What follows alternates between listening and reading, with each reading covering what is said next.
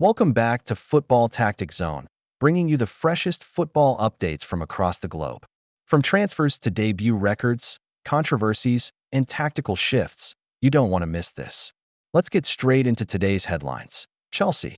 Striker Nicholas Jackson is reportedly on the verge of joining Bayern Munich.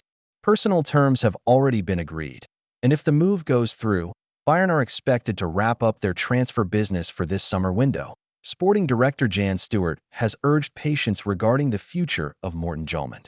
With just 1 week left in the 2025 summer window, Jolman still has a contract until June 2026.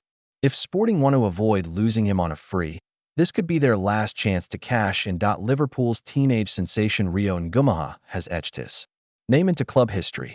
His dramatic winner against Newcastle made him the youngest goalscorer in Liverpool's history at just 16 years and 361 days, breaking the previous record held by Ben Woodburn, who scored at 17 years and 45 days back in 2016. Uncertainty surrounds the future of Kobbie Mainoo at Manchester United.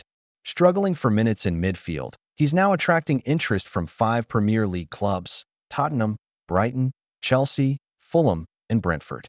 Could a move be the right step for his career? The Isak to Liverpool story is far from over.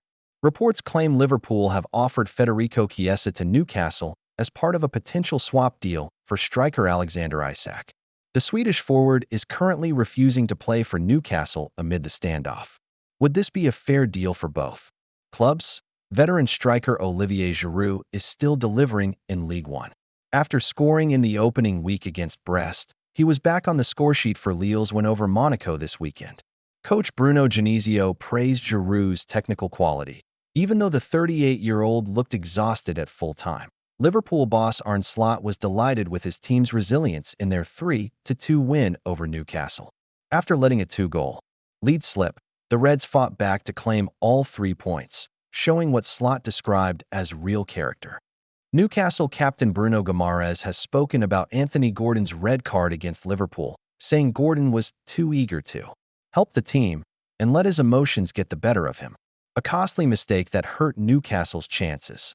Arsenal legend Thierry Henry has warmly welcomed new signing Ebereki Eze, who joined from Crystal Palace in a deal worth £68 million. Henry urged Eze to seize this huge opportunity as he prepares for a possible debut against defending champions Liverpool at Anfield next week.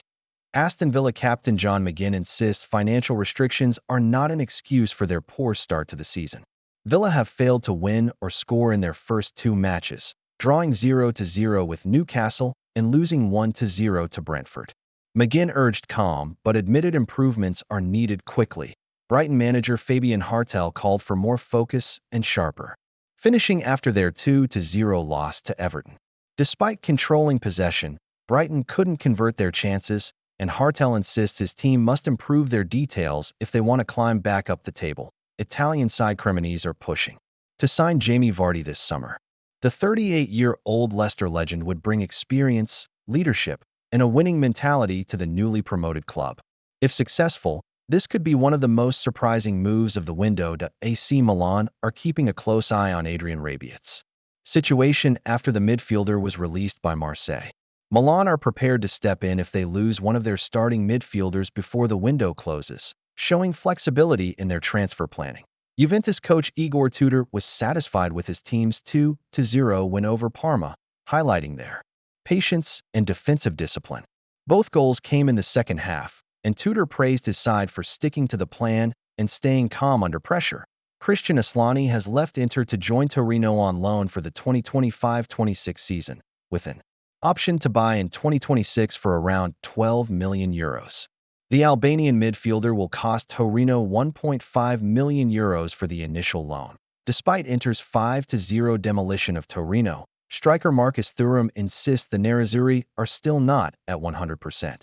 Thuram said the team is building rhythm, but emphasized the importance of starting the season with clean sheets and strong wins. That if Benjamin Pavard leaves Inter, the club will prioritize signing Dayot Upamecano from Bayern Munich. Upamecano is seen as the perfect fit, with the physical and tactical qualities to slot directly into Simone Inzaghi's defense, Borussia Dortmund forward Karim Adeyemi revealed that fan support was the key reason he chose BVB over Bayern Munich. Adeyemi said the atmosphere at Signal Iduna Park and the passion of the fans convinced him to wear yellow and black. Crystal Palace are pushing to sign Atletico Madrid midfielder Conor Gallagher.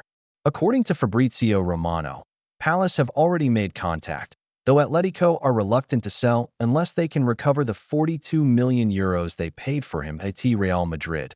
Coach Xabi Alonso surprised many by leaving Trent Alexander-Arnold on the bench against Real Sociedad. Alonso made it clear, no player is guaranteed a starting spot, and Trent still needs to adapt to Madrid's tactics and style of play. And that wraps up tonight's edition of Football Tactic Zone. From blockbuster transfers to rising stars and tactical shakeups, the football world never sleeps. Make sure you like, comment, share, and subscribe so you don't miss any of our daily updates. Stay tuned, and we'll see you next time right here on Football Tactic Zone.